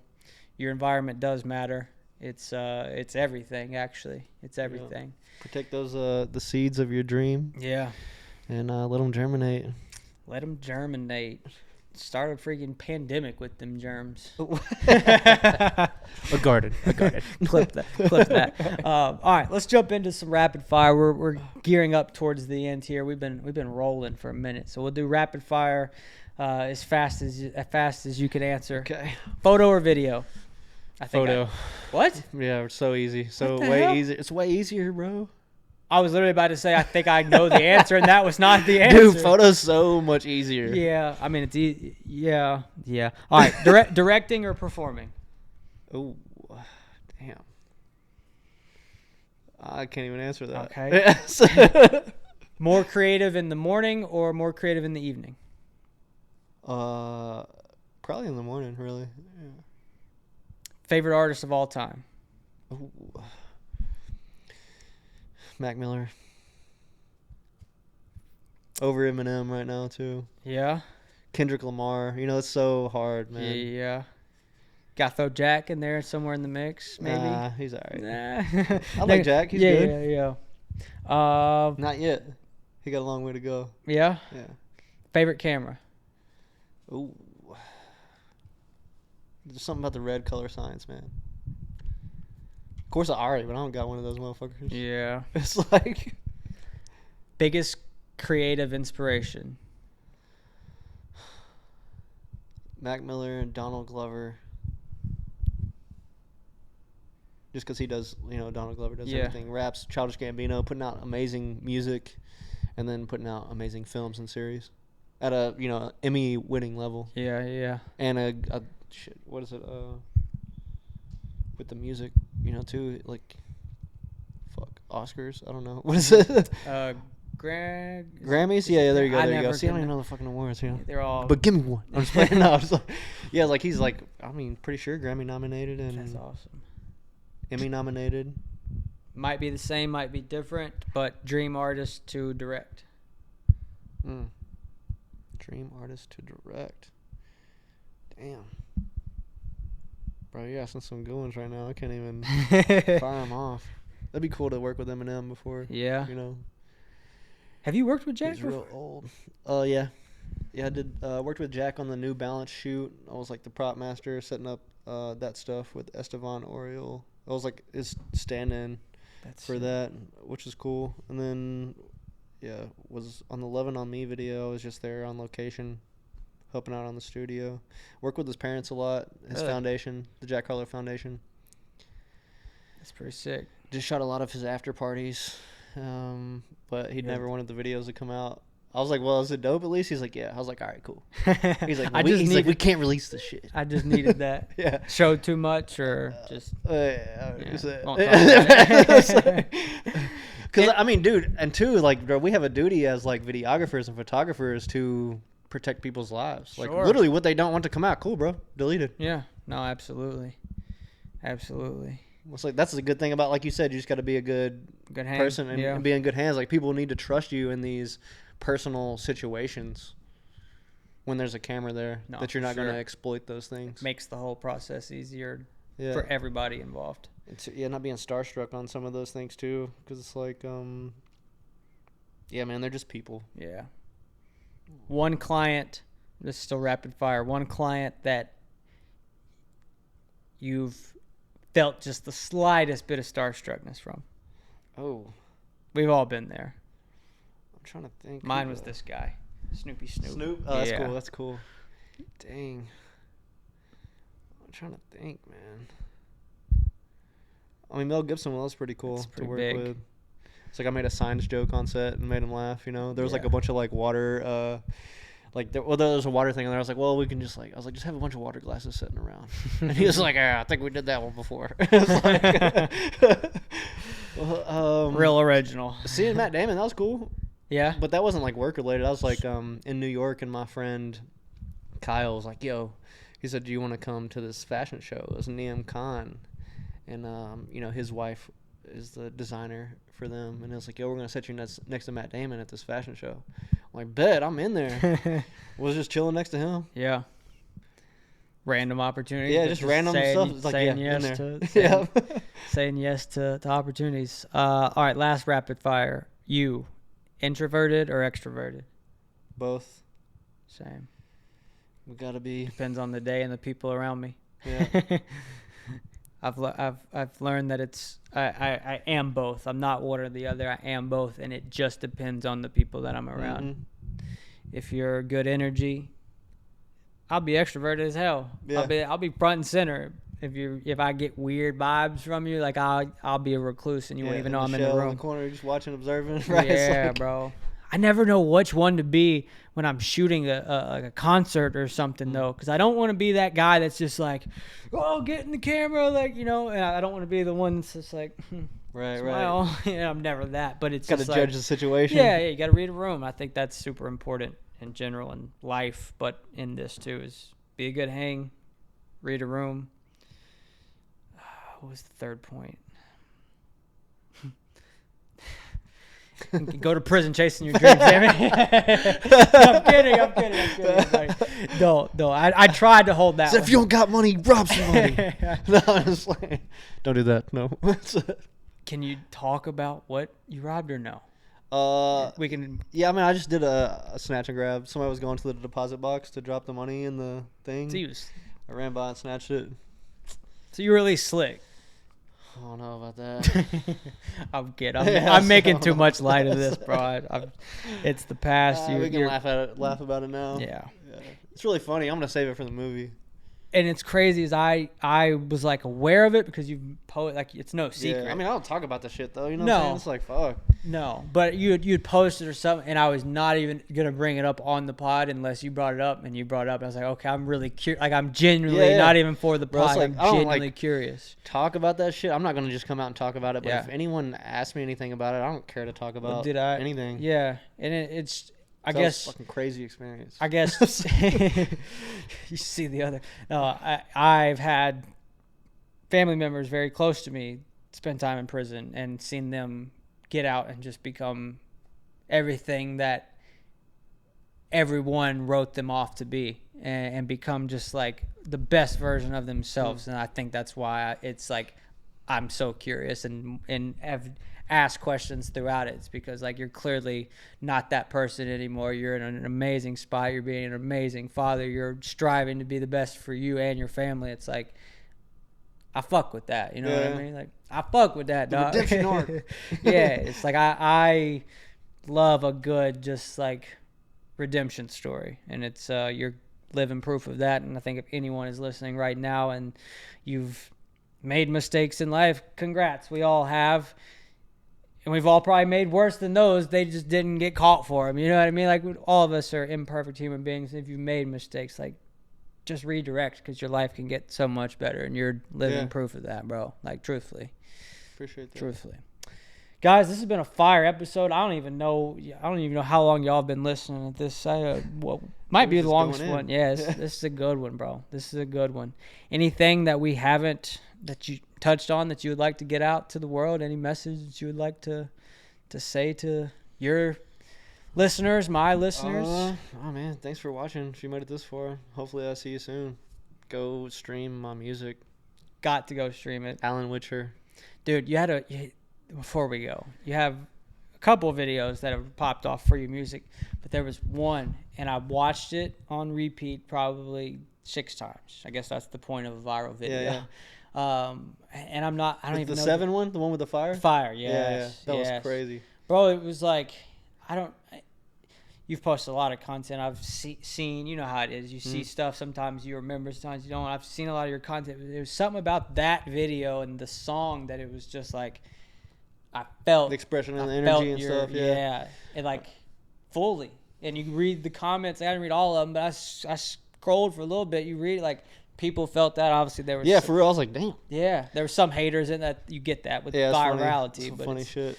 Someone called you freaking Andrew Tate. Yeah. I was like, what the fuck? I said, damn. I thought Andrew Tate started rapping. I was like, oh hell no. But dude, even it was funny as hell though. Yeah. Just lean into some clickbait stuff.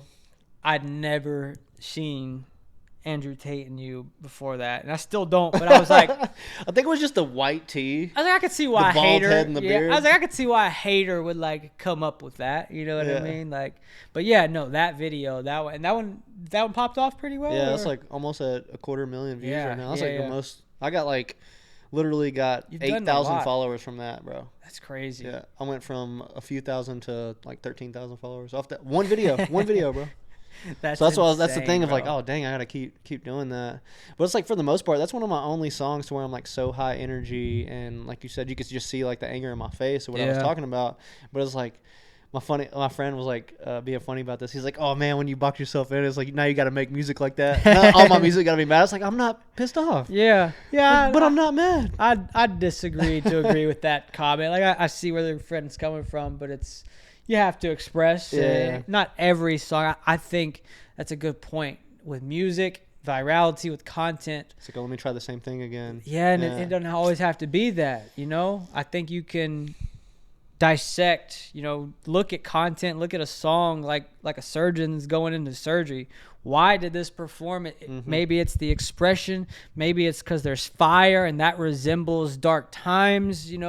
Maybe it's the on-screen text. Like, there's so many metrics that go into a viral video other than just like the video, what camera it was shot on. You know what I mean? So I think that people can not always have to replicate the song or the viral video, but just dissect it and figure out why, and then try to create a different format, or maybe not even create a different format, but use a pre-existing format with that. Like, there's no right or wrong way to do it. But my first viral video, I thought that I was stuck at that. I was like, I got to do this again. And it's like, the second time it didn't even get 100,000 views. Like, what is this? And it's, I don't know, maybe you experienced different with it, but of trying to replicate that. It's what's been done, no matter what it is, whether you did it or not, can't be fully replicated to a T, just like you did it previously, So, I don't know.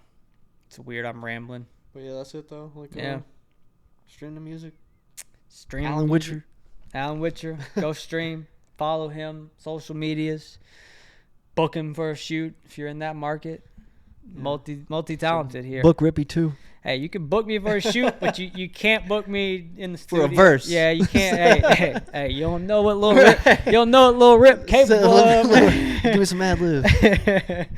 Yeah, mama, bow. I always have made the joke. We'll end after this. I've always made the joke that my alter ego is Lil Rip. Like, when I'm out with these artists, I'm like, oh yeah, get me on a verse. Like, you don't know what Lil Rip capable of. And they're like, Lil Rip. And I'm like, I had an older brother growing up. I was always referred to as Lil Rip, Lil Rippy. So it kind of just became a running joke. But you do not want to hear me on any other microphone than the one that I'm speaking into for Creatively Connected. Alan, we'll end with one final question. If everyone listening right now could take one piece of advice from your career and you think that they could apply it and change the trajectory of their life and their career, what would you want them to be left with? Just, if you have a dream and a vision in your heart, to continuously pursue that every single day, no matter what may come against you or things of that nature. And it's just to keep going. All roads lead back to just keep going. Yeah. Keep going. You can't fail, ladies and gentlemen.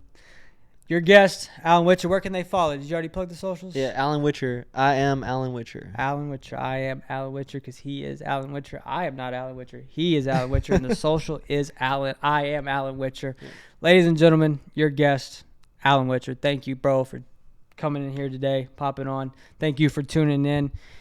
If you're new here, thank you. I can't wait to continue on this podcasting journey with you guys. This has been something I've been on for the last 3 years now, and I now have the fire lit under my ass to put out episodes every single week, give back to the creative community, inspire, uplift, however I can help you guys. That is what I'm trying to do, and I'm doing that by giving you motivating, inspiring stories from people like Alan himself. So be sure to subscribe, like, follow, do all of that jazz that people do on platforms these days, and I'll see you in the next episode. Peace out. What's the internet?